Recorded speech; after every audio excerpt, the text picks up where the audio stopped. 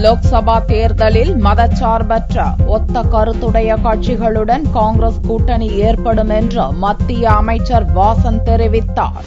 தனியார் கல்லூரி நிகழ்ச்சியில் கலந்து கொள்வதற்காக மதுரை வந்த மத்திய அமைச்சர் ஜி.கே. வாசன் விமான நிலையத்தில் செய்தியாளர்களை சந்தித்தார். கடந்த 10 ஆண்டுகளில் செயல்படுத்தப்பட்ட திட்டங்களே மீண்டும் காங்கிரஸ் கட்சி ஆட்சி அமைப்பதற்கு அடித்தளமாக இருக்கும் என்றும், லோக்சபா தேர்தலில் மதசார்பற்ற ஒத்த கருத்துடைய கட்சிகளுடன் காங்கிரஸ் கூட்டணி அமைக்கும் என்றும் வாசன் கூறினார்.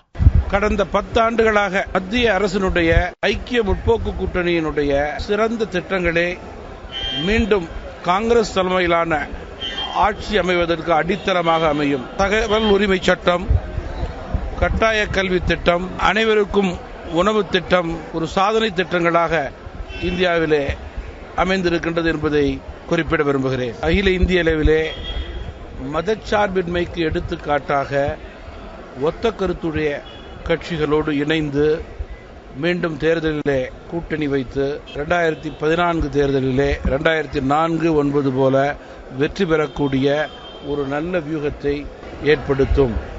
தேர்தலின் போது அதிகாரப்பூர்வமாக அகில இந்திய காங்கிரஸ் கட்சி கூட்டணி குறித்து அறிவிக்கும். தகவல் அறியும் உரிமை சட்டம், கட்டாய கல்வி திட்டம் போன்ற திட்டங்கள் ஐக்கிய முற்போக்கு கூட்டணியின் சாதனை திட்டங்களாக அமைந்துள்ளதாக ஜி.கே. வாசன் குறிப்பிட்டார்.